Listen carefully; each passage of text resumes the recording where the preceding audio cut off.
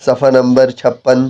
حضرت خواجہ بایزید بسطامی رحمۃ اللہ علیہ، آپ کے دادا آتش پرست تھے، جبکہ آپ کے والد کے بزرگوار کا شمار بسطام کے عظیم بزرگوں میں ہوتا تھا۔ حضرت بایزید مادر زاد ولی تھے۔ آپ کی کرامات کا ظہور شکم مادر ہی میں ہونے لگا تھا۔ آپ کی والدہ ماجدہ فرماتی ہیں کہ جس وقت بایزید میرے شکم میں تھا تو اگر کوئی مشتبہ غذا پڑتی، جب آپ رحمۃ اللہ علیہ مکتب میں داخل ہوئے، آپ نے سورہ لقمان کی یہ آیت پڑھی، انشکر لی ولی والدیک، یعنی میرا شکر ادا کر اپنے والدین کا بھی۔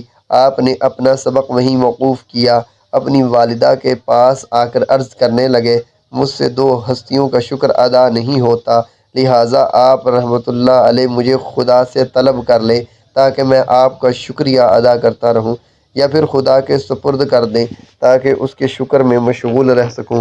انہوں نے فرمایا، میں اپنے حق سے دستبردار ہو کر تجھے اللہ کے سپرد کرتی ہوں۔ چنانچہ اس کے بعد آپ رحمۃ اللہ علیہ شام کی طرف صحراؤں و میدانوں میں نکل گئے، ریاضت شاقہ اور ذکر و فکر میں مشغول ہو گئے۔ آپ نے 170 بزرگوں سے فیض حاصل کیا، جن میں حضرت امام جعفر صادق شامل تھے۔ ایک مرتبہ حضرت امام جعفر صادق رحمۃ اللہ علیہ نے فرمایا کہ بایزید، فلاں طاق میں جو کتاب رکھی ہے وہ اٹھا کر لے آؤ۔ آپ نے دریافت فرمایا کہ وہ طاق کدھر ہے؟ حضرت امام جعفر نے فرمایا کہ اتنا عرصہ رہنے کے بعد بھی تم نے طاق نہیں دیکھا؟ تو آپ نے فرمایا کہ طاق تو کجا، میں نے آپ کے روبرو کبھی سر بھی نہیں اٹھایا۔ اس وقت امام جعفر صادق نے فرمایا، اب تو مکمل ہو چکے، لہذا بسطام چلے جاؤ۔ ایک مرتبہ آپ رحمۃ اللہ علیہ کسی بزرگ سے نیاز حاصل کرنے کے لیے پہنچے تو آپ نے دیکھا انہوں نے کعبے کی جانب تھوک دیا۔ یہ دیکھ کر آپ ملاقات کیے بغیر واپس تشریف لے اور فرمایا، اگر وہ بزرگ طریقت کے درجوں کو جانتا تو شریعت کے منافی کام نہ کرتا۔ آپ کے ادب کا یہ عالم تھا کہ مسجد جاتے جاتے راستے میں بھی نہ تھوکتے۔ سفر حج میں چند قدموں کے بعد آپ رحمۃ اللہ علیہ نماز ادا کرتے ہوئے فرماتے کہ بیت اللہ دنیاوی بادشاہوں کا دربار نہیں جہاں انسان میں ایک دم پہنچ جائے۔ اس طرح آپ پورے 12 سال مکہ معظمہ پہنچے، لیکن حج کے بعد مدینہ منورہ تشریف نہیں لے گئے۔ صفحہ نمبر 57۔ اور فرمایا کہ یہ کوئی معقول بات نہیں کہ حج کے طوفیل میں مدینہ منورہ جاؤں، اس کی زیارت کے لیے انشاءاللہ پھر کسی دوسرے موقع پر حاضر ہوں گا۔ چنانچہ دوسرے سال مدینہ منورہ روانہ ہوئے۔ مدینہ منورہ کے سفر میں آپ نے اپنے اونٹ پر بے حد بوجھ لاد لیا۔ جب لوگوں نے کہا کہ جانور پر اس قدر بوجھ لادنا شان بزرگی کے خلاف ہے، تو آپ نے فرمایا، پہلے آپ لوگ غور سے دیکھ لیں کہ بوجھ اونٹ کے اوپر ہے یا نہیں۔ چنانچہ آپ لوگوں نے غور سے دیکھا تو معلوم ہوا کہ دراصل سامان اونٹ کی کمر سے اوپر تھا۔ یہ دیکھ کر سب حیرت زدہ ہوئے۔ تو آپ نے فرمایا کہ میں اپنا حال پوشیدہ رکھتا ہوں تو دوسروں کو خبر نہیں ہوتی، ظاہر کرتا ہوں تو حیرت زدہ رہتے ہیں۔ ان حالات میں بھلا میں تمہارے ہمراہ کیسے رہ سکتا ہوں؟ جب زیارتیں مدینہ سے فارغ ہوئے اور والدہ کی خدمت کا خیال آیا تو بسطام کے لیے روانہ ہو گئے۔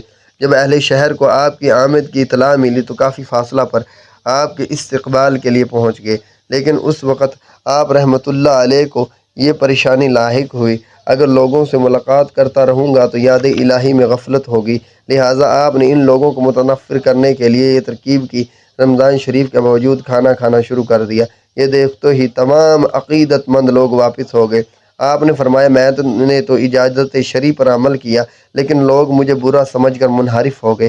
جب سفر سے واپسی پر مکان کے دروازے پر پہنچے تو دروازے سے کان لگا کر سنا تو والدہ وضو کرتے ہوئے یہ کہہ رہی تھی، یا اللہ، میرے مسافر کو راحت سے رکھنا، بزرگوں سے اس کو خوش رکھ کر اچھا بدلہ دینا۔ یہ سن کر پہلے تو آپ روتے رہے، پھر دروازے پر دستک دی تو والدہ نے پوچھا، کون ہے؟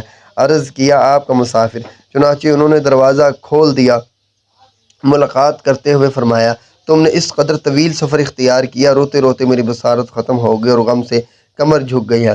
آپ نے فرمایا، جس کام کو میں نے بعد کے لیے چھوڑا تھا وہ پہلے ہی ہو گیا، اور وہ میری والدہ کی خوشنودی تھی۔ آپ رحمۃ اللہ علیہ فرمایا کرتے تھے، مجھے جتنے بھی مراتب حاصل ہوئے سب والدہ کی اطاعت سے حاصل ہوئے۔ ایک مرتبہ میری والدہ نے رات کو پانی مانگا، لیکن اتفاق سے اس وقت گھر میں قطعاً پانی نہیں تھا۔ صفحہ نمبر 58۔ چنانچہ میں گھڑا لے کر نہر سے پانی بھر لایا۔ میری آمد و رفت کی تاخیر کی وجہ سے والدہ کو پھر نیند آ گئی۔ میں رات بھر پانی لیے کھڑا رہا، حتیٰ کہ سردی کی شدت سے وہ پانی پیالے میں منجمد ہو گیا۔ جب والدہ کی بیداری کے بعد میں نے انہیں پانی پیش کیا تو انہوں نے فرمایا تم نے پانی رکھ دیا ہوتا، اتنی دیر کھڑا رہنے کی کیا ضرورت تھی؟ میں نے عرض کی محض اس خوف سے کھڑا رہا مبادا آپ کہیں بیدار ہو کر پانی نہ پی لیں اور آپ کو تکلیف پہنچے۔ یہ سن کر انہوں نے مجھے دعائیں دی۔ اس طرح ایک رات والدہ نے فرمایا دروازے کا ایک پٹ کھول دو، لیکن میں اسی پریشانی میں رہا، نہ معلوم داہنا پٹ کھولوں یا باہنا، لیکن میں رات بھر اسی پریشانی میں کھڑا رہا، نہ معلوم داہنا دروازہ کھولوں یا بایاں، کیونکہ اگر ان کی مرضی کے خلاف غلط پٹ کھل گیا تو حکم عدولی میں شمار ہوگا۔ چنانچہ انہیں خدمتوں کی برکت سے یہ مراتب مجھ کو حاصل ہوئے۔ آپ رحمۃ اللہ علیہ فرمایا کرتے تھے میں نے 12 سال تک نفس کو ریاضت کی بھٹی میں ڈال کر مجاہدے کی آگ سے تپایا اور ملازمت کے ہتھوڑے سے کوٹتا رہا، جس کے بعد میرا نفس آئینہ بن گیا۔ جب اس میں خلائق کا نظارہ کیا تو سب کو مردہ دیکھا، چنانچہ پھر 5 سال تک سیب سیار کے بعد اس کو مسلمان بنایا، اور جب اس میں خلائق کا نظارہ کیا تو سب کو مردہ دیکھا، اور نماز جنازہ پڑھ کر اس سے اس طرح کنارہ کش ہو گیا جس طرح لوگ نماز جنازہ پڑھ کر قیامت تک کے لیے مردے سے جدا ہو جاتے ہیں۔ پھر اس کے بعد مجھے خداوند تعالیٰ تک پہنچنے کا مرتبہ حاصل ہو گیا۔ آپ مسجد میں داخلے سے قبل دروازے پر کھڑے ہو کر گریہ زاری کرتے رہتے، اور جب وجہ دریافت کی گئی فرمایا میں خود کو حائضہ عورت کی طرح نجس تصور کرتے ہوئے روتا ہوں کہ کہیں داخلے سے مسجد نجس نہ ہو جائے۔ ایک مرتبہ آپ رحمۃ اللہ علیہ سفر حج پر روانہ ہو کر چند منزل پہنچنے کے بعد پھر واپس تشریف لے آئے۔ جب لوگوں نے ارادہ توڑنے کی وجہ پوچھی تو فرمایا راستے میں مجھے ایک حبشی مل گیا، اس نے مجھے اصرار کے ساتھ یہ کہا خدا کو بستان میں چھوڑ کر کیوں جاتے ہو؟ چنانچہ میں واپس آ گیا۔ جب آپ کے مراتب میں اضافہ ہونے لگا اور آپ کا کلام عوام کے ذہنوں سے بالا تر ہو گیا تو آپ کو 7 مرتبہ بستان سے نکالا گیا، اور جب آپ نے نکالنے کی وجہ پوچھی تو کہا گیا کہ تم نہایت برے انسان ہو۔ صفحہ نمبر 59۔ آپ نے فرمایا کہ جس شہر کا سب سے برا انسان بایزید ہو وہ شہر سب سے اچھا ہے۔ آپ رحمۃ اللہ علیہ مسجد میں 40 برس مقیم رہے، لیکن اس درجہ محتاط تھے کہ مسجد کا اور مسجد سے باہر کا لباس جدا جدا ہوتا، اس میں سوائے مسجد کی دیوار کے آپ نے کسی چیز سے ٹیک نہیں لگائی۔ آپ فرمایا کرتے تھے کہ میں نے 40 برس تک عام انسانوں کی غذا چکھی تک نہیں، کیونکہ میرا رزق کہیں اور سے آتا تھا۔ اس دوران اپنے قلب کی نگرانی میں مصروف رہا۔ اس کے بعد جب غور کیا تو ہر سمت بندگی اور خلائق نظر آئی۔ پھر 30 سال خدا کی جستجو میں گزارے، اس کے بعد خدا کو طالب اور خود کو مطلوب پایا۔ اب 30 سال سے یہ کیفیت ہے کہ جب خدا کا نام لینا چاہتا ہوں تو پہلے 3 مرتبہ اپنی زبان کو دھو لیتا ہوں۔ حضرت ابو موسیٰ نے جب آپ رحمۃ اللہ علیہ سے سوال کیا خدا کی جستجو میں سب سے زیادہ دشوار مقام آپ کو کیا نظر آیا تو آپ نے فرمایا خدا کی اعانت کے بغیر قلب کو اس کی طرف متوجہ کرنا بہت دشوار ہے، اور جب اس کی مدد شامل حال ہوتی ہے تو پھر صحیح کے بغیر بھی قلب اس کی طرف متوجہ ہوتا ہے۔ مجھے اس وقت ایک خاص کشش سی محسوس ہونے لگتی ہے۔ حضرت ابو موسیٰ نے جب آپ رحمۃ اللہ علیہ سے سوال کیا کہ خدا کی جستجو میں سب سے زیادہ دشوار مقام آپ کو کیا نظر آیا تو فرمایا کہ خدا کی اعانت کے بغیر قلب کو اس کی طرف متوجہ کرنا بہت دشوار ہے، اور جب اس کی مدد شامل حال ہوتی ہے تو پھر صحیح کے بغیر بھی قلب اس کی طرف متوجہ ہو جاتا ہے، اور مجھے اس وقت ایک خاص کشش سی محسوس ہونے لگتی ہے۔ پھر رفتہ رفتہ اللہ نے وہ مراتب عطا کیے جن کا تصور محال ہے۔ جس وقت آپ پر خوف طاری ہوتا تو پیشاب میں سے خون آنے لگتا تھا۔ ایک مرتبہ آپ ارادت مندوں کے ہمراہ ایک تنگ گلی سے گزر رہے تھے، سامنے سے ایک کتا آ گیا، چنانچہ آپ نے اور مریدین نے راستہ چھوڑ دیا اور کتا نکل گیا۔ اس وقت کسی مرید نے پوچھا جب خدا نے انسان کو اشرف المخلوقات بنایا ہے تو پھر آپ نے کتے کے لیے راستہ کیوں چھوڑ دیا؟ اس سے تو ایسا محسوس ہوتا ہے کہ کتے کو ہم پر برتری حاصل ہے، یہ بات خلاف عقل ہے اور خلاف شرع بھی۔ آپ نے جواب دیا کہ اس کتے نے مجھ سے سوال کیا تھا کہ ازل میں مجھ کو کتا اور آپ کو سلطان العارفین کیوں بنایا گیا؟ اس میں میرا کیا قصور تھا اور آپ کی کیا فضیلت تھی؟ چنانچہ میں نے اس خیال سے اللہ کا کتنا بڑا انعام ہے کہ اس نے مجھے کتے پر فضیلت عطا کی تو اس لیے میں نے راستہ چھوڑ دیا۔ اور پھر ایک اور مرتبہ راہ میں کتا ملا تو آپ نے دامن سمیٹ لیا، جس پر کتے نے عرض کیا آپ نے دامن کیوں بچایا؟ اس لیے کہ اگر میں بھیگا ہوا نہیں ہوں تو مجھ سے ناپاکی کا خطرہ نہیں، اگر بھیگا ہوا ہوتا تو آپ اپنے کپڑے پاک کر سکتے تھے، لیکن یہ تکبر جس کا آپ نے مظاہرہ فرمایا یہ تو 7 سمندروں کے پانی سے بھی پاک نہیں ہو سکتا۔ صفحہ نمبر 60۔ تو آپ نے فرمایا تو سچ کہتا ہے، اس لیے کہ تیرا ظاہر نجس ہے اور میرا باطن، لہذا ہم دونوں کو ایک ساتھ رہنا چاہیے تاکہ کچھ پاکیزگی میرے باطن کو بھی حاصل ہو جائے۔ لیکن کتے نے کہا ہم دونوں کو ایک ساتھ رہنا ممکن نہیں، کیونکہ میں مردود ہوں اور مقبول بارگاہ۔ دوسرا یہ ہے کہ میں دوسرے دن کے لیے ایک ہڈی بھی جمع نہیں کرتا، آپ سال بھر کا غلہ جمع کر لیتے ہیں۔ آپ نے فرمایا کہ صدحیف میں کتے کا ہمراہ رہنے کے قابل بھی نہیں، پھر خدا کا قرب کیسے حاصل ہو سکتا ہے؟ پاک ہو اللہ جو بدترین مخلوق کی باتوں سے بہترین مخلوق کو درس عبرت دیتا ہے۔ حضرت احمد خضرویہ اپنے 1000 مریدین کے ہمراہ آپ سے ملاقات کے لیے روانہ ہوئے تو ان کے مریدین میں ایک مرید بہت ہی صاحب فضل و کمال تھا۔ اس کی کیفیت تھی کہ ہوا میں اڑتا اور پانی پر چلتا تھا۔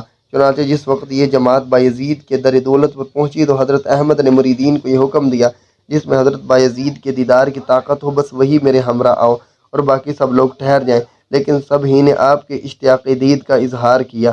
جب آپ حضرت بایزید کے گھر پہنچے تو جوتا اتارنے کی جگہ پر اپنا عصا رکھ دیے۔ جب سب آپ کے سامنے پہنچے تو آپ نے سوال کیا، تمہارا وہ مرید کہاں ہے جو سب میں افضل ترین ہے، اور وہ باہر کیوں کھڑا ہے؟ اس کو بھی اندر بلا لو۔ چنانچہ جب اس کو بھی اندر بلا لیا گیا تو آپ نے حضرت احمد سے پوچھا، آپ کب تک دنیا کی سیر و سیاحت میں مشغول رہیں گے؟ انہوں نے جواب دیا کہ پانی ایک جگہ ٹھہر جانے سے بدبو پیدا ہو کر رنگ تبدیل ہو جاتا ہے۔ آپ نے فرمایا کہ پھر دریا کیوں نہیں بن جاتے کہ جس میں کبھی نہ بدبو پیدا ہو نہ کبھی رنگ تبدیل ہو۔ اس کے بعد پھر معرفت کے متعلق کچھ دوسری گفتگو ہوتی رہی، جس پر حضرت احمد نے عرض کیا کہ آپ کی باتیں میری فہم سے بالاتر ہیں، انہیں ذرا وضاحت سے بیان فرمائیں تاکہ میں سمجھ سکوں۔ چنانچہ آپ رحمۃ اللہ علیہ نے اس انداز سے گفتگو فرمائی کہ ان کی سمجھ میں اچھی طرح آ گئی۔ جب آپ خاموش ہو گئے تو حضرت احمد سے سوال کیا، میں نے آپ کے مکان کے سامنے ابلیس کو پھانسی پر لٹکتے ہوئے دیکھا ہے، وہ کس لیے ہے؟ حضرت بایزید نے فرمایا کہ میں نے اس سے عہد لیا تھا تو کبھی بستان نہیں آئے گا، لیکن پھر یہ وعدہ خلافی کرتے ہوئے ایک شخص کو فریب دینے بستان میں آ گیا، اور اسی وجہ سے میں نے سزا کے طور پر اسے پھانسی پر لٹکا دیا ہے۔ ایک شب آپ کو عبادت میں لذت محسوس نہیں ہوئی تو خادم سے فرمایا کہ دیکھو گھر میں کیا چیز موجود ہے۔ چنانچہ انگور کا ایک خوشہ نکلا تو آپ نے فرمایا یہ کسی کو دے دو۔ صفحہ نمبر 61۔ اس کے بعد آپ کے اوپر انوار کی بارش ہونے لگی اور ذکر و شغل میں لذت محسوس ہونے لگی۔ ایک یہودی جو آپ کا پڑوسی تھا وہ کہیں سفر پر چلا گیا، افلاس کی وجہ سے اس کی بیوی چراغ تک روشن نہیں کر سکتی تھی، اور تاریکی کی وجہ سے اس کا بچہ تمام رات روتا رہتا تھا۔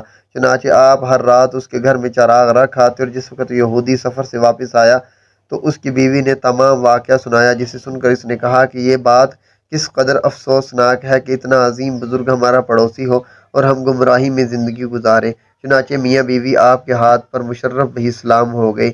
ایک مرتبہ کسی آتش پرست سے مسلمان ہونے کی تبلیغ کی گئی تو اس نے جواب دیا، اگر اسلام اس کا نام ہے جو حضرت بایزید کو حاصل ہے تو اس کی مجھ میں طاقت نہیں، اور جس طرح کہ تم سب لوگ مسلمان ہوئے تو مجھے اعتماد نہیں۔ ایک مرتبہ آپ رحمۃ اللہ علیہ اپنے ارادت مندوں کے ہمراہ تشریف فرما تھے، اچانک ایک مرید سے فرمایا کہ خدا کا دوست آ رہا ہے، چل کر اس کا استقبال کرنا چاہیے۔ جب سب لوگ باہر نکلے تو دیکھا ابراہیم ہروی خچر پر سوار چلے آ رہے ہیں۔ حضرت بایزید نے ان سے کہا کہ مجھے آپ کے استقبال کا من جانب اللہ حکم ملا ہے، اور یہ بھی حکم ہے کہ اس بارگاہ میں آپ کو اپنا شفیع بنا لوں۔ یہ سن کر انہوں نے جواب دیا، اگر پہلی شفاعت تمہیں اور آخری شفاعت مجھے عطا کی جائے، جب بھی حضور نبی کریم صلی اللہ علیہ وسلم کی شفاعت کے مقابلے میں اس کا مرتبہ ایک مشت خاک بھی نہیں ہے۔ اس کے بعد دسترخوان بچھا جس پر انواع اقسام کے لذیذ اور اعلیٰ کھانے چنے ہوئے تھے۔ آپ نے حضرت ابراہیم کے ہمراہ کھانا کھایا، لیکن حضرت ابراہیم کے قلب میں خیال گزرا کہ حضرت بایزید جیسے شیخ دوران کو ایسے کھانوں سے احتراز کرنا چاہیے۔ حضرت بایزید کو آپ کی نیت کا اندازہ ہو گیا۔ آپ نے کھانے کے بعد اس کو ہمراہ ایک کونے میں لے جا کر دیوار پر ہاتھ مارا تو ایک ایسا دروازہ نمودار ہو گیا جس میں بہت بڑا دریا ٹھاٹھے مار رہا تھا۔ حضرت بایزید نے ان سے کہا کہ چلیے ہم دونوں اس میں غسل کریں، لیکن انہوں نے کہا خدا نے مجھے یہ مرتبہ عطا نہیں فرمایا۔ یہ جواب سن کر آپ نے ان سے کہا، جس جو کی روٹی تمہاری غذا ہے وہ جو ہیں جن کو جانور کھاتے ہیں اور لید کرتے ہیں، لیکن تم اس کے باوجود بھی یہ تصور کرتے ہو کہ عمدہ لذیذ کھانے کھانے والا کبھی اہل تقوی نہیں ہو سکتا۔ یہ سن کر حضرت ابراہیم ہروی بہت نادم ہوئے اور معافی طلب کی۔ ایک مرتبہ لوگوں نے قحط سے عاجز آ کر آپ سے درخواست کی تو آپ نے مراقبہ میں سے سر اٹھا کر فرمایا، جا کر پر نالوں کو درست کر لو، بارش آنے والی ہے۔ چنانچہ کچھ ہی دیر میں بارش شروع ہو گئی اور ایک دن رات مسلسل پانی برستا رہا۔ ایک دن امام مسجد نے فراغت نماز کے بعد حضرت بایزید سے پوچھا کہ آپ اتنے دنوں سے یہاں مقیم ہیں، آپ کھاتے پیتے کہاں سے ہیں؟ تو آپ بولے کہ ٹھہرو، میں پہلے اپنی نماز دوبارہ پڑھ لوں، جو رزق پہنچانے والے ہی سے واقف نہ ہو تو اس کے پیچھے نماز درست نہیں۔ آپ فرمایا کرتے تھے، مجھ سے بذریعہ الہام اللہ تعالیٰ نے فرمایا کہ عبادت و خدمت تو بہت ہے، لیکن اگر تو ہماری ملاقات کا متمنی ہے تو بارگاہ میں وہ شفاعت کے لیے بھیج جو ہمارے خزانے میں نہ ہو۔ آپ رحمۃ اللہ علیہ نے سوال کیا، وہ کون سی شے ہے؟ فرمایا گیا، عجز و انکساری، ذلت و غم حاصل کر، کیونکہ ہمارا خزانہ ان چیزوں سے خالی ہے، ان کو حاصل کرنے والے ہمارے قرب حاصل کر لیتے ہیں۔ آپ فرمایا کرتے تھے، جب میں پہلی مرتبہ حج کیا تو کعبہ کی زیارت کی، دوسری مرتبہ کعبہ و صاحب کعبہ دونوں کی زیارت سے مشرف ہوا، تیسری مرتبہ کچھ بھی نظر نہ آئے کیونکہ یاد الہی میں اضافہ ہوتا چلا گیا۔ اس اندازہ اس واقعہ سے لگایا جا سکتا ہے، کسی نے دروازے پر آواز دی تو آپ نے پوچھا کس کی تلاش؟ جواب ملا کہ بایزید۔ فرمایا میں 30 سال سے اس کی تلاش میں ہوں لیکن آج تک نہیں ملا۔ جس وقت یہ واقعہ حضرت ذوالنورین کے سامنے بیان کیا تو انہوں نے فرمایا وہ خاصان خدا کی طرح خدا سے پیوستہ ہو گئے تھے۔ آپ رحمۃ اللہ علیہ عشاء کی 4 رکعت پڑھ کر سلام پھیرتے ہوئے فرماتے کہ نماز قابل قبول نہیں، یہ کہہ کر پھر 4 رکعت نماز ادا کرتے، پھر یہ فرماتے کہ یہ بھی قابل قبول نہیں، حتیٰ کہ اسی طرح رات ختم ہو جاتی، صبح کو اللہ تعالیٰ سے عرض کرتے میں نے تیری بارگاہ کے لائق نماز کی بہت صحیح کی لیکن محروم رہا، کیونکہ میں جیسا خود ہوں ویسی میری نماز ہے، لہٰذا مجھے اپنے بے نماز بندوں میں شامل کر لے۔ جو لوگ آپ سے دعا کے لیے عرض کرتے تو آپ خدا سے کہتے مخلوق بھی مجھے واسطہ بنا کر تجھ سے مانگ رہی ہے تو ان کی طلب سے بھی بخوبی واقف ہے۔ اس طرح کہنے سے لوگوں کی مرادیں براتی۔ صفحہ نمبر 63۔ ایک مرتبہ ایک مرید نے استدعا کی مجھے اپنی پوستین کا ایک ٹکڑا عنایت فرما دے تاکہ مجھے بھی برکت حاصل ہو سکے۔ آپ نے فرمایا اس وقت تک میری کھال بھی سود مند رہی جب تک مجھ جیسا عمل نہ ہو۔ آپ نے کسی دیوانے کو یہ کہتے ہوئے سنا کہ اے اللہ میری جانب نظر فرما۔ آپ نے پوچھا تو نے ایسے کون سے نیک اعمال کیے ہیں جو اس کی نظر تیری طرف اٹھے؟ اس نے جواب دیا کہ اس کی نظر مجھ پر پڑ جائے تو اعمال خود بخود اچھے ہو جائیں۔ آپ نے فرمایا تو سچا ہے۔ ایک مرتبہ معرفت و حقیقت کے موضوع پر آپ کچھ فرما رہے تھے تو وہ اپنے ہونٹ چاٹتے جاتے اور کہتے جاتے مجھ سے زیادہ خوش نصیب کوئی ہو نہیں سکتا، میں خود ہی میں ہوں اور خود ہی میں خوار ہوں۔